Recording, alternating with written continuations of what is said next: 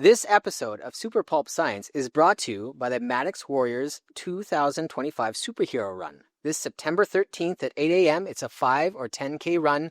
It's for a great cause, and you can sign up now.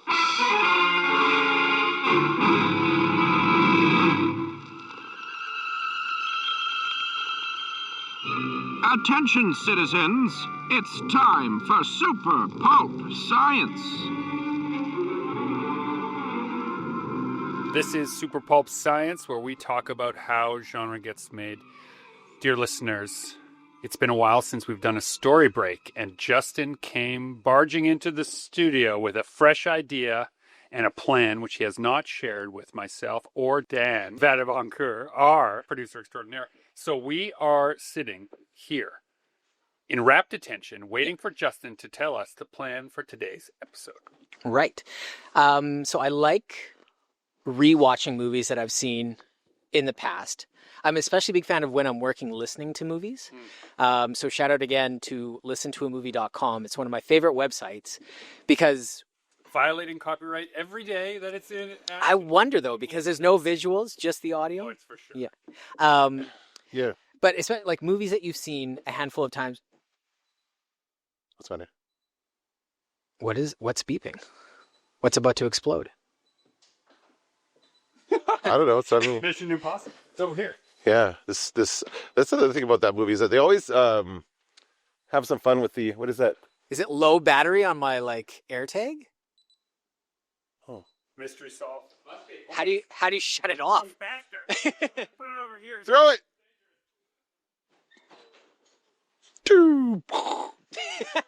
Just threw so. All right, we're safe. May or may not be safe.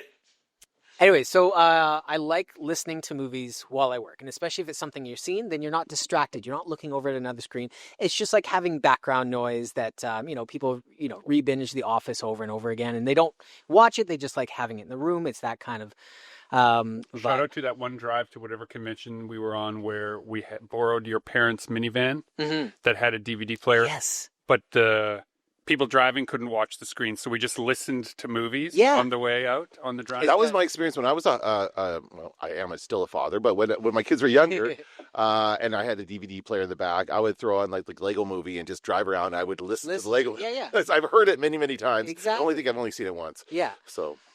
So one particular film that I was listening to while working the last week was Joe Dirt. It was a movie from my childhood that I watched a couple. I was prime age for that kind of humor, right?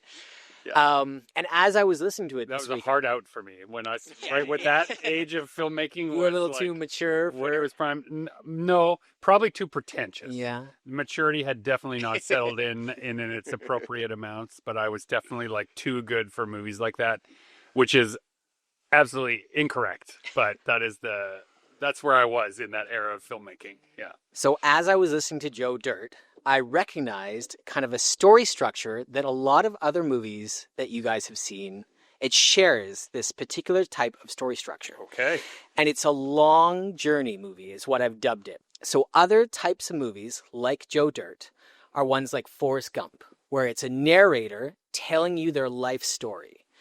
And what's great about this format of storytelling is you don't have to have beginning, middle, and ends of their snippets of the montage of their life. They're just jumping into moments, and you jump right into whatever is happening in that memory, that story, and then you jump back. So you don't need to necessarily resolve it or set it up, right? So other movies like this, Benjamin Button, same thing. He's recalling things about his life, and not everything is fleshed out. He jumps right into the juicy part of that story, and then we kind of leave it abruptly, go back to the main, and then he tells another story. So it's almost like episodes squeezed into a movie.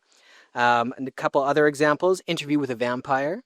He's jumping through time, telling stories along his life. Oh, you're just naming Brad Pitt movies. Yeah. And Slumdog Millionaire was another one. Brad Pitt also was in it. No, he was. So these movies where it's somebody, we're set in the present and they're narrating. The Princess Bride. The Princess Bride is close to that. No, that one's more of a beginning. Yeah, that's a linear story. So most movies, most stories are one big event. Yes, and these movies that I've listed are a whole bunch of mini events. I see what you're saying. Yeah. That lead up to maybe something in the present day. That's where we finish the movie. Okay. So the part of me that used to teach English to high schoolers, hearing you say that, the two things that jump out is the notion of movements and moments, right? A story should have movement. It should go places. Yeah. You should change, and you should have moments, things that you're paying attention to that are interesting. So it all automatically feeds that notion, right? As long as we're only cutting to the good parts of my life, Yeah. we're moving along through time. And so there's always a movement, and the moments are always the best part. And the immediate res, the in the middle of things, that as long as you start a story that already has some momentum, people get swept along with it. So it has these two basic components as like really great things.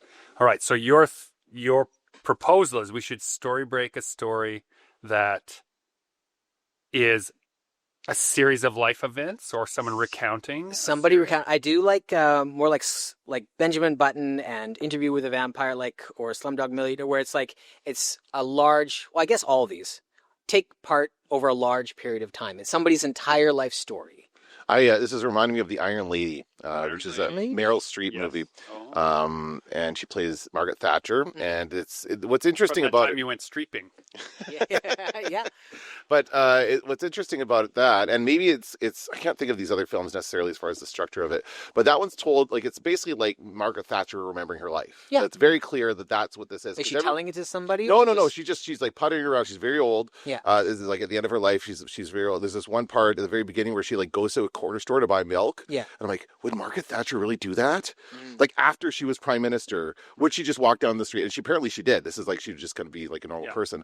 But the whole movie is basically her. Like we see her in this, and we cut back to like her as a young person, and we do that. And that's I guess common for biopics when you say like a yeah. So is this going to be like a story about a person, or is this a situation, or what is this? I have two comments before you get to it. Yep. So this is just stuff that came to mind as we're laying that out. Does the Notebook qualify as this kind of? I don't know if I've seen I'm it. not It's like a familiar love enough story, with but that. like the notion is spoiler. Somebody is telling a story to a woman about. It turns out to be her past, but she has Alzheimer's, so she doesn't. Is that remember jumping around though, or is it does. just the one? Okay, it does jump around. Well, it jumps forward in time. I would Yeah. say like it goes through big gaps. Yeah. So I would say that's kind of the key element to these is Ryan big Gosling gaps is so between- dreamy, I forget.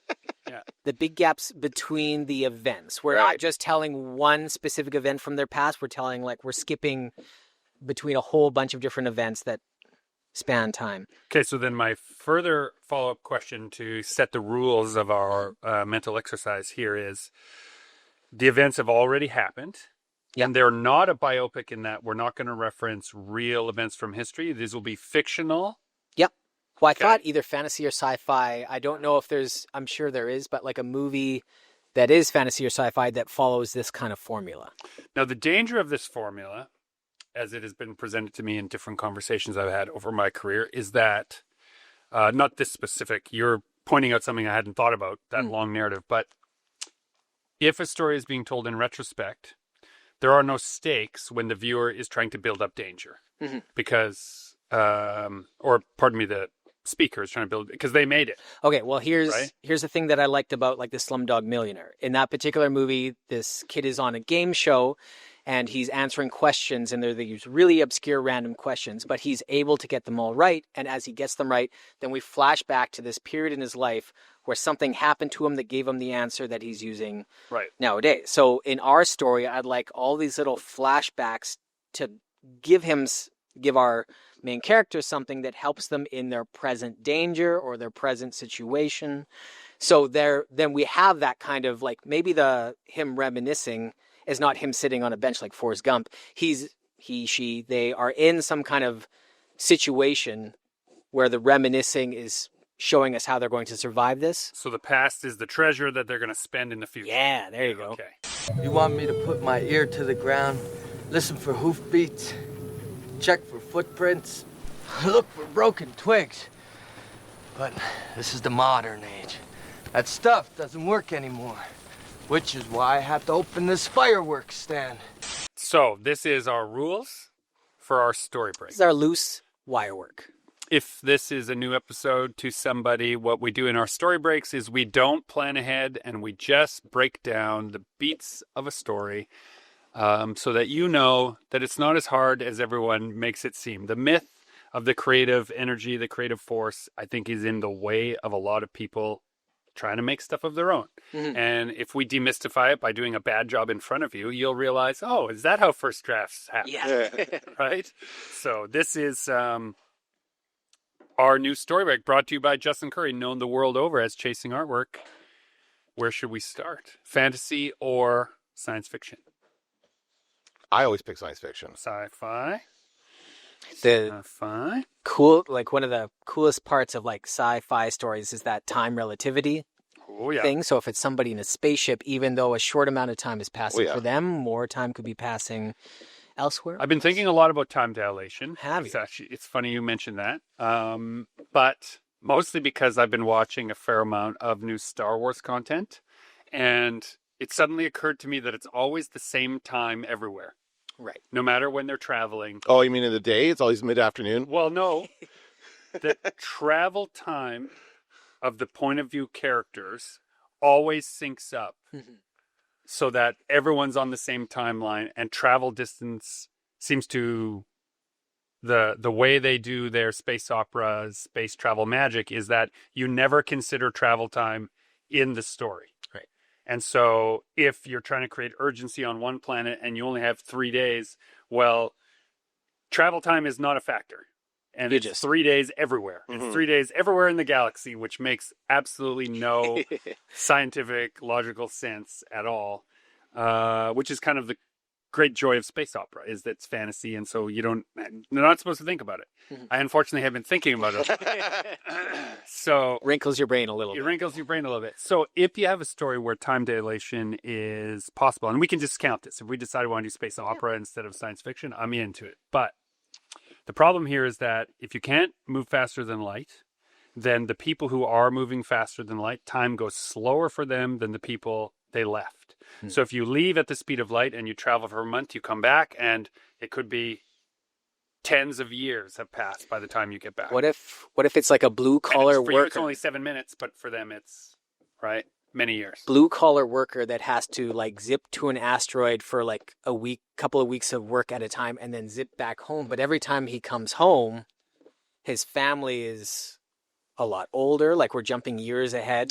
Oh, I like that. Yeah. So it's like a couple days of work for him, but like a generation of his family has gone by.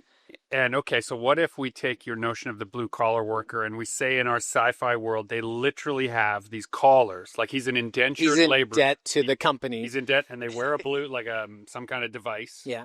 And it's blue, right, or has a blue light on it, and so they're literal blue collar workers, and their job is they have to work their whole lives, and as a result, they have to watch their family get older and older, and their ancestors. Not their whole lives, their whole lives. Because it's only going to be like a month of time for him, but yeah, he has only a month of labor, but his entire family. It's a life sentence for the rest of his family. Oh, that's wild. Yeah, that's good. Okay. And so we would cut back, like he would have to go off and go to work, and then we would cut back to when he comes back, and then say, oh my God, this person is like, they've grown up, they're married, they're when he leaves, he has like a baby, and when he gets back, like that's a fully grown Yeah. adult, and oh my God. Oh. Okay, first of all, the parent in me is like devastated by this notion. Yeah, that would be horrible as a parent. And also, being a parent, leaving your child and not seeing it all would be one thing. But also, being a parent and your child deciding, no, I can work a month of my life and I can be set up forever. That's worth more to me than spending any of that time with you. Well, my family. Here's and this is funny because I was talking about this with my girlfriend, is about the guy, like the male. She says this is what men come back at when she gets an argument with guys online about taking care of the family. And you're a new father, you might appreciate this. It's not just about bringing in the money anymore, right? Back in the day, the dad could be the guy to like just earn the money and support the family, and that would be it. And otherwise, he's checked out. I think Click is kind of like about this, right? Adam Sandler's movie. But what if this guy figures like he's just, the only thing that matters to him is his family and making sure that they're set financially, so he's willing to sacrifice that. He doesn't need to be there. He knows that he's not going to see them grow up, but he's okay with it because they're set up, because he's setting them up for and he knows they will have a happier life. Well, he thinks they will have a happier life without him around because they're okay financially, right? So it's like the legacy you're leaving behind that becomes a nice drama engine. So Yeah. he's not doing it as a punishment. He chose to do He this. thinks he's doing the right thing. He's doing the right Yep. thing. Now, does it, obviously, you know, right what you know, I think it makes sense for us to pick a male protagonist simply because we're all at different stages of it Yeah. in this role of fatherhood. So that makes sense. I wonder, though, as a mental exercise, what does it do to us if it's a mother figure rather than a father figure that would choose that, right? I would be less qualified to Yeah. speak about it, but I do think the faces we all made when I said that, we realized the emotional stakes, very different, Yeah. very high. I think like there'd have to be more than financials to make a mother do it. Yeah. Right? Yeah. It would have to be So you think men would make that choice quicker to and incorrectly? to support the family to Some men would. Yeah. Yeah. But for a mother to do it, I think there'd have to be more at stake or some maybe that's where it'd be a punishment instead of a choice. Oh, interesting. Because when So what does this guy do? What does this person do? in my mind, I've been spinning around. Maybe it's a special kind of asteroid that has some kind of gravity field around it. So it's not far from the space. Maybe they live on a space station or one of those big like colonies that's like a big cylinder, right? Like, Oh yeah. so not set on Earth, set in like a space colony. Middle of nowhere. And he has to. It's like a 20-minute ride to this special asteroid, but every second on that asteroid is a day or a couple days on. Because it's close to like a black hole. Yeah, so much like the Interstellar. Now, if like, you want to make it science fiction or at least bend some science reality, there's a lot of there's a great tradition of science fiction about the corridor, is sometimes how it's discussed, which is humans discover an ancient architecture that allows them access to the time dilation, allows them access to the galaxy, right? So Contact is a good example of that. They find the device that lets them have access to it. But God, Interstellar does the same thing. The end of that movie, were you not horribly disappointed when it's like 2 hours of build up, we're going to meet aliens, and then it's just her goddamn dad? Yeah. No, because I read the book. So Okay, in the book, were there aliens? It was her dad. It was her dad. It is an alien. aliens. I'd like to see, as a kid, I was so excited to see aliens. It's all building up. We finally get to see some aliens. They made that movie. It's called Arrival. It's waiting. That's That's I right. loved it. That is what Absolutely that loved movie it. is. So maybe. But should we keep it simple though? He has to go to the asteroid for 8 hours, mine the rock, and come back with it. But that 8 hours is like 8 years or something like that. Something It's a big gap. How long is he gone at a time? I think for the symmetry of it, it has to be a devil's bargain that almost anyone would consider. Would you allow your entire family to be set up for their length of their entire lives for 1 month of work? Obviously, you'd say yes, right? Most people would say yes. Your entire family and everyone. But the month that you're working, right, time's going to stop for you, and it's going to continue for them. And so, yes, you go. The main conceit of like leaving and coming back, so they have to visit. And I think essential. keeping that simple, right? Yeah. Like it's just going to work and coming back. Like Yeah. we don't like. So what if once a week he gets to come home? Right? So he comes home on the weekends, but the weekends are decades. Well, I can even see them like framing it in a way that like says you're going to get paid for all this time. It'll only seem like 8 hours to you, but you're going to get paid for 8 years or whatever. Like they'll pay him for the real time, just so that it's because you just throw money at it, right? Whatever. Yeah. They have lots of money. So that's the real incentive is like that's like all the money you're making is what's happening back time. overtime times years. Okay, so these dilated people, they are blue collar workers. They wear their weird collar. That allows them access to the ports. So Survive the time slip or what? The time radiation. I think if we stick with basic human understood physics, they're just moving near the speed of light and then back. And that's all we got to do. That's physics. Everyone can understand. You can do the math. You can prove it. We haven't done the math. So we're just, for the purposes of our story breaking, rounding it out. Well, it ain't a meteor. Yeah, it is. It came out of the sky. Well, I'm sure it did, but it ain't no meteor. It's a big old frozen chunk of shit. What? Oh, yeah. See, them airplanes, they dump their toilets 36,000 feet, and the stuff freezes and falls to Earth. We call them Boeing bombs. What do you guys think? 5 years? 10 years? 1 year? 10 years is a good gap because a kid can grow up. 10 Can A go lot, from 10 years? 12 to 22. Yeah. Big And I gap. think at some point in the story there should be a delay or a mishap, and it's not 10 years. It's like 30 or 40. Yeah.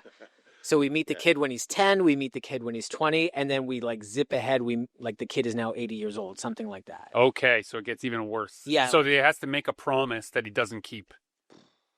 Yeah, he says to tell his child he'll be there, and he's not. He said this is just a temporary thing, just until. Yeah.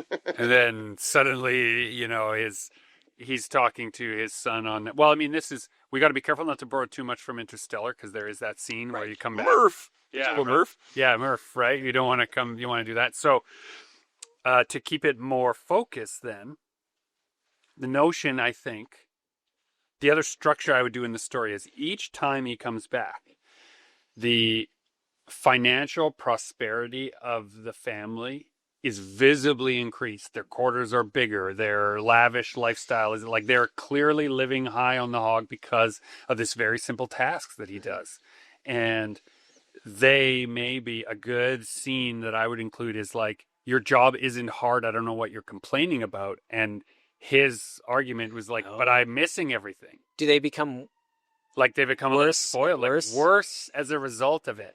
Yeah, Okay. they take him for granted. Yeah. And they expect him to continue doing it Yeah. because that's the source. It's like an inheritance Yep. that you get to visit and see it ruined people. Well, and do Ugh. we go past his first family? Do we see the death of his wife and his child, Absolutely. and then we go to the next generation? Yeah. Yeah, I think so. And then the next generation? I think so. He spends more and more time at work? Yeah, but I think at some point, I was going to say it should be his son or maybe his grandson or great grandson, but at a certain point, somebody should join him and start doing the Oh. job too. Oh, that's how it could end. So so he's like shows up for work and then there's his relative there to do the same job that he's been doing. Yeah, a great granddaughter or Yeah. something. But what it would be great is financial stability, financial largesse, they are really benefiting from this inheritance, this living inheritance that is provided, and then they waste it all, use it up, and someone else has to go back. He's still got to work, but now someone else has to join him in order to cover the difference, right? Ooh. Ugh. Okay, so structurally, I can hear Lyndon seething in the background there. Just stop world building. Yeah. So we've got the structure. Yeah. Now, your rules were that we're going to have a long narrative that's established, and we're going to visit and tell key interesting points. So what is interesting about the society he's going to visit that is also reflective of present-day society? You mean where he's going on his job or where he lives in the space No, he station? comes back. I think it's that climb from if they're on a space station and in space that we think of it now, cramped quarters, right? That first house, that first dwelling is like bunk beds, a kitchenette, and a toilet. Like it's almost like a prison cell type. Like everything is in a 9x9. So that in that first scene, I would show the happiest family. But even though they have nothing. They are loving. Yeah. They get to spend a lot of time together. They get to work. They've gone on the grand adventure to settle space. Yeah. And one of the ways that they can do it is, or maybe a new government comes in and says, now it's mandated. Everyone's got to pay their way, and this is how you're going to do it, right? So you have to select a member of your family or go home. No, I think that's where my mind was first, but now the fact that he chose to do this, I think A volunteer. Yeah. Makes it better. Yeah. And maybe it starts off, they're almost like having a wake, right? Like he's going off. We're not going to see him for 10 years, but he's doing it for it's a good thing. Like everybody's kind of celebrating the fact that you're going to become a blue collar. That's you made the decision. Good for you. Oh, and they're clicking it on him and it's the whole thing. New baby. Oh yeah. Definitely. Happy wife. Yeah. She would not be happy. Older parents, he knows this is the last time he's going to see them. Yeah, so I think then in that opening scene, you got to have the parents present. Like the scaffolding in the story has to be that the person, I love your notion. They chose it. Yeah. Everyone thinks it's a good idea. It's a noble sacrifice. Everyone goes into it eyes open. They think the grandparents are there to help with the kids. We won't be around forever, but this is our way of helping you help them we'll be here while you're not here. And they have a great tearful conversation. He goes for his first couple of days at work, comes back, and it turns out that the grandparents were killed in an accident 2 days later. So there was actually no help at all. And the isolated mother was forced to raise the kids. Dan, like how you said, he's getting paid for those years of work, but like he's not getting a lump sum day one. Right. It's coming in a little bit at a time. So it's not going to be a financial windfall from the beginning. They still have to struggle and now if they're alone. struggling, okay, now what if we combine the struggle he sees With how much time away?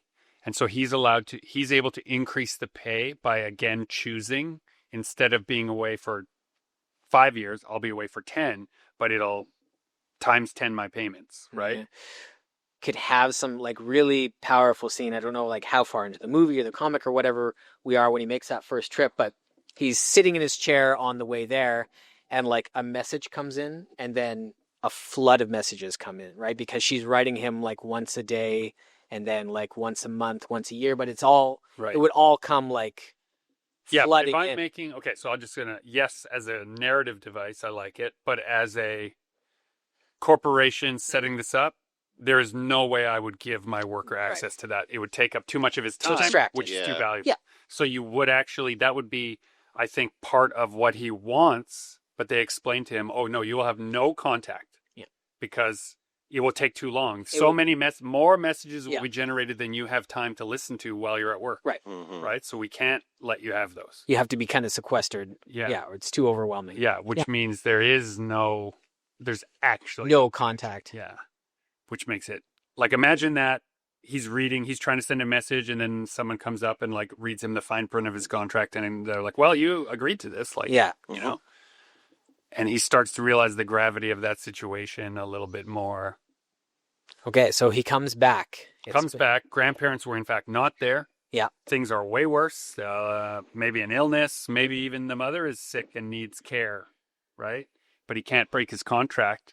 But it's too expensive, so now he has to work even longer. Yeah. Medical bills. Yeah. Yeah. So it's a U.S. corporation that is that has colonized space. Well, that's not a new concept. That's like, I think, what Alien is all about. Is it really the Watani? Maybe his kid's been raised by another family, by somebody else. Like the wife got sick after the grandparents were gone, and so his... Or just divorce them, just leaves. Yeah. Something. Like, if the goal of the story, any story, is to take the reader, the viewer, on an emotional journey that teaches either the writer something or the audience something, then we have to ask ourselves always, what is the worst thing that could happen that would have the most emotional impact on the audience, right? It's not always what makes sense. Mm-hmm. It's this is when the reaction we're looking for is the reaction we all had when we said, what if it was a mother, right? We all went into our own internal places for that. So what is something that you as parents would dread to happen when you weren't there to do something about it? Like, that's really where the power of this story is. And I think, you know, as maybe too real as it would be, maybe this is what we should try to include. Like, what would be something you just couldn't handle? Does one of those children die? Or gets hurt? Or gets hurt. I think that would be worse in some ways. Boys got something to say to me? Why don't you talk into the microphone? I got a backup mic right here. Whew. Check 1, 2. Testing. Yeah, they both working, and guess what? They don't like no feedback. What's up? So I think that first visit back, should be devastating. Nothing is quite worked out, but he's signed the contract, and then I think the third visit, everything is the money has started to take effect, so everything is righted itself in his eyes. His child is now like an adult. Yeah. Some benefit, so the money is coming in, people's lives seem better. Yeah. The colony is prospering. Everyone who's on the colony, like maybe he works on a shift. Maybe there is some conversations that he's happening at work. Oh yeah, other people are out there with him, right? Where they get to say, like, they get to have that conversation regularly for the viewer. Like, hey, things are better. Every time we come back, the colony's bigger. There's more water. There's more food. There's more everything. Like, people are, you know, like maybe it is worth it, you know? Mm-hmm. And that could get them over that hump at that. Maybe this I brought up at one point it should be a longer shift. At some point, the government gets overthrown and a new government comes in and takes over his contract and how everything works. And now their pickup doesn't happen. Yeah. Yeah. Okay, so that overthrow. Yeah, I like that. Shift 4, there's an overthrown government. Yeah. And so what if during that overthrow, the decision is made by the people back home that all the workers' labor, right, and pay is divided equally among the people back home, right? And so suddenly it's good it's a little bit better for everyone, but worse again for his family that he thought he was doing it for. Not because I personally think these are good or bad things, but because it creates the most drama for this scenario. Mm-hmm. Could he, in one of the trips, he could have some kind of big argument or big confrontation with his kid, with whatever's left of his family, and rather than sticking around and resolving it, he goes back to work early because he knows by the time he gets home, it'll resolve itself. Mm-hmm. Like So he starts uses it using as an escape. Yeah. Or like he can't handle the argument, so he leaves to go to work. Like, you'll forgive me in 10 years. Yeah. Oh my God. Okay. So then his children are kids when he leaves the first time. They're adults in their 20s when he comes back that second time. They're now in their 50s or 60s when he comes back that third time. They're like around the same age as him. Yeah. Like, right. And then there's an interruption, and now it's the grandkids he's meeting.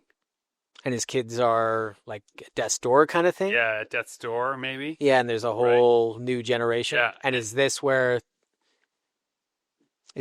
we start to, the family starts to get a little entitled? And I think an entitlement has to show up. Like they would have forgotten about him pretty much by that Yeah. point, right? Right. Oh yeah, for you're granted. just your old money bags. Yeah, He you're sent us the check. Yeah, you send the checks, right? Mhm. Oh God, so awful. Oh, then could he? Yeah, I could just see those conversations. So entitled, horrible trust fund kids. Could he like threaten to cut off their inheritance? Right, the money, the flow of money. What if he doesn't go back? What if he skips a shift? What would happen? A fine? Well, They dock his pay. yeah, they dock his pay, so like all that stuff is confiscated from. Like he literally misses one day, doesn't go one day to work, and then like repo people come on the station and take everything from the family. That's Then- 12 years. Yeah, right. And then he goes to the next day, which would give us a chance to refresh who he's at work with, also. Oh, Right. Now, so then now what we're talking about is, do we make this our view and criticism of present day society, or our forward look at what we have to overcome? I'll give you two examples from very popular culture. Star Trek tends to set up the idea that Earth went through a real bad time Mhm. and then got better and then had a prosperous future. becomes utopian. Right. It's not quite utopian. I mean, it's an argument to be made for it, but they try to be their best selves and develop a meritocracy rather than an oligarchy. And everyone can do whatever they want because of the technology leap. And so the reason you watch Star Trek is to be reminded what people are capable of at their best. Yeah. Right? Everything goes right. Aliens is like reminded what happens if corporations run wild and people let greed and misinformation and mistrust run everything. And Star Wars is what if there was also magic, right? And giant cute creatures to distract us from the fact that nothing ever changes and no one ever does anything that changes. Well, the great thing about this story formula is we can do all three. Well, this is my question. So what would we do? Yeah. I think it has to start off like dystopian and rocky and things are terrible, gets utopian, and then maybe aliens show up. Oh. Right? First contact happens while he's away. Yeah, but he has to miss it. He misses it. Oh, It yeah. came and left. And the world is all different. Or now there's aliens. Yeah. Or now there's just new technology that... Or they don't need what he's been harvesting anymore. Mm. The most interesting thing that anybody said was the notion that, at least to me, the thing I find interesting is someone's going to join him at work from the family. Yeah. Mm. Right? So in order for that to be true, are they going eyes open like he was? believing that he's providing a better future, or is it out of necessity, drive, a need for the family's convenience? I think it might be somebody who has been maybe obsessed with him since they were a kid, like kind of a Kylo Ren situation where he's like obsessed with his grandfather or something like that, and Nez never met him because he's been away the entire time, and then and he gets to travel on a spaceship every day, and he gets to like help and build the entire kind of society. idolizes him and wants to be like him, so he decides to join up when he becomes old enough. Could there be? It just occurred to me. Could there be a religion that grows around? He just these wrote people? gods. Yeah, the gods. Right? Because these people who are beyond time are coming and visiting society regularly. These and are the ageless, reasons, these ageless beings. Oh, yeah. They're the reasons society is actually prospering. Well, and maybe whatever they're getting from this asteroid or the mine or whatever they're doing is what keeps the station going. Yeah. It's something vital to the power source of the station, keeps it. So in the absence, in these 10 or 15-year absence, would cults and charlatans grow up around it? Maybe he's not even traveling anywhere. Maybe it's the core of the station that needs maintenance, and all he's doing is going like to the bowels of the station, but the core uses some kind of Tongue dilation thing. Oh, I like that. Like he just literally gets on an elevator and goes to work. He just yeah. We keep pulling from other stuff. I was just gonna say Severance. Severance, yeah. So you gotta avoid the elevator maybe now. But it's funny, right? Because all we're doing is trying to get them from one place to another place so that a change can occur. So that's that movement in moments. We're asking ourselves what action is already occurring that they're arriving at, which is the immediate res thing I was talking about, right? And your original notion that what did you call these? This long narrative, right? Mm-hmm. Is just a way for us to visit interesting moments in a person's without life. having to set them up or take them down, right? We're just the moment. We've not talked about at all what is typical in our story breaks, which is who is the bad guy? What do they want? Why do they see themselves as the hero? Why do they, that counterpoint is not even necessary. I feel like the job is the bad guy. Yeah. Right? Like, yeah. And as someone much wiser than me once said, the problem with having a job is you can't sell it. Right? It's not an asset, right? You have to have the job, right? So it actually doesn't help you the way it claims to. Tell me you don't have no whistling bungholes? No spleen splitters, whisker biscuits, honky lighters, Husker do's, Husker don'ts, cherry bombs, nipsy-daisers, with or without the scooter stick, or one single whistling kitty chaser? How would you guys like to see this story end? It continues on with him going to work with his great-great-great-granddaughter, I think so. And showing her the ropes. Yeah, just this is something that needs to be done. Yeah, let me show you how to do the job. It's beneficial. Right? It takes a toll on you. In fact, what if the last scene was as long as all the others, like all the visits to, let's call it home, right? There's home and work. So work, yeah. When he visits home, right, those scenes are the majority of the story. Yeah. Right? We're visiting home. We're seeing the change. We have all our room for social commentary in there. But the last scene is him at work, demonstrating maybe some actual pride and joy in the tasks and trying to instill that other generation in a thing that's larger than themselves, the great work, as it were, that makes them, and trying to tell them, like, no, we're not gods. We're not special. We're just doing the thing that we have to do, and if we don't do it, it all falls apart. So let me show you. Here's your wrench. And the girl could even make some comment like that, like, oh, and he can like make light of at one point, I was like a god to a religious cult. Right. But you missed that. We didn't, we didn't tell you that story yet. Right. Yeah. So it just feels like what you're setting out to do is create just an excuse to have a whole bunch of difficult conversations that any of us would want to have with our family along the way. And each one of them arms him for the conversations that he has with his great-granddaughter that he brings to work, right? Like every hard conversation needs to teach him a lesson that at the end he can use to either save her or I knew I'd forget, so I wrote it down. The phrase I said was, the past is the treasure that he Yes. spends on the present, right? So he's got to learn those lessons and then somehow tie each of those lessons to that last conversation Yeah. with his new intern, essentially. Heavy. Yeah. Cool. That sounds good. Yeah.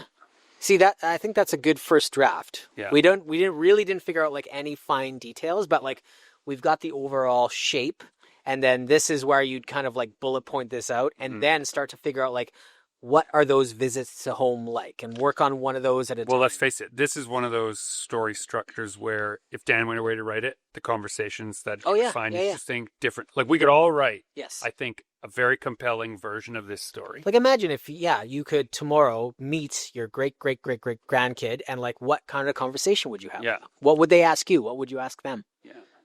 And, What's popular now? What kind of music you guys listen? and more importantly, what would you withhold from them? Right. Right. Tell I me think- about grandma. Yeah. Yeah. You And would. even though like things ended horribly and like it wasn't great and Yeah. you wouldn't talk Like I about that. immediately have a desire for a conversation where we, because we've traveled with the worker, know that things were better once.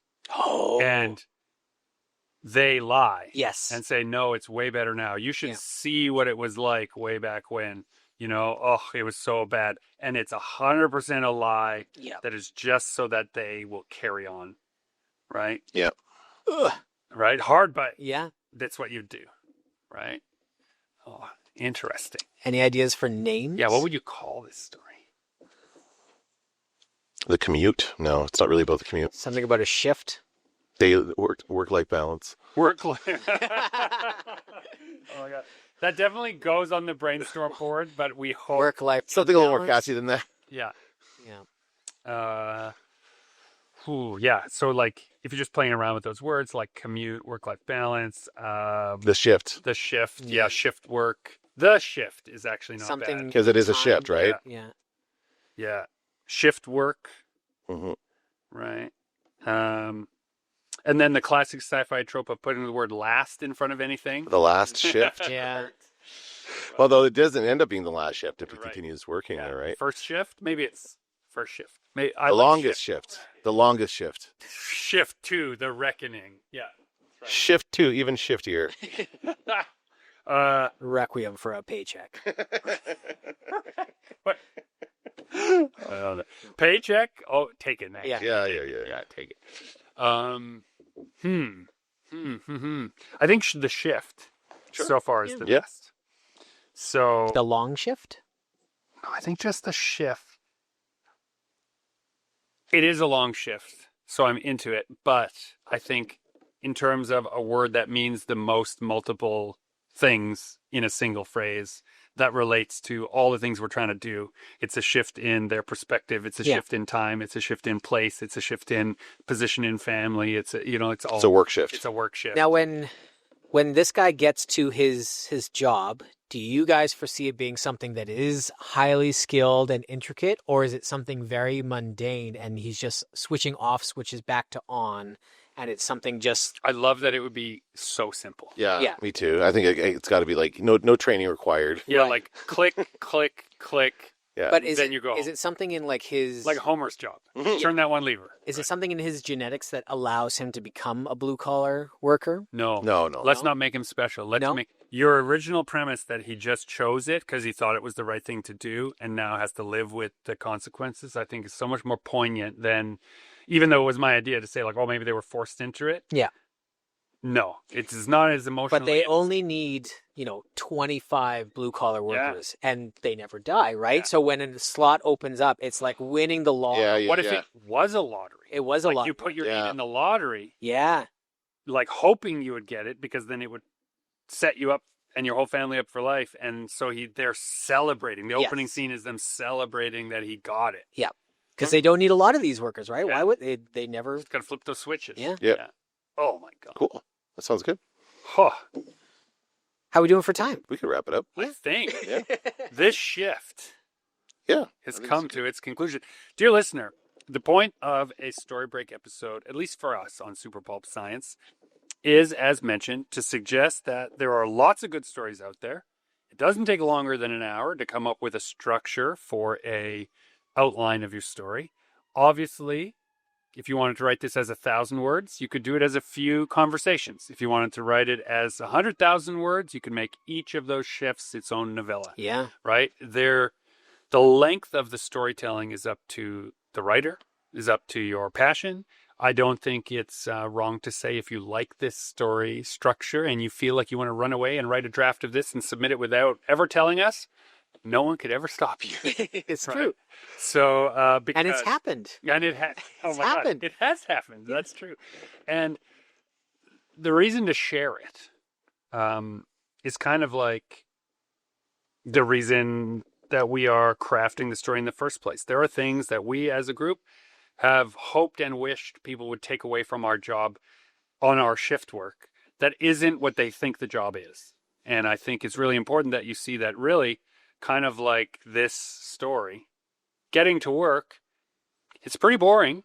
And the work itself is just pushing a few knobs in the right order and having a little bit of understanding of what's at stake in order to get the first draft of a story done. So this has been Super Pulp Science. I'm Gregory Kamichuk, encouraging you all to join the fight and make comics.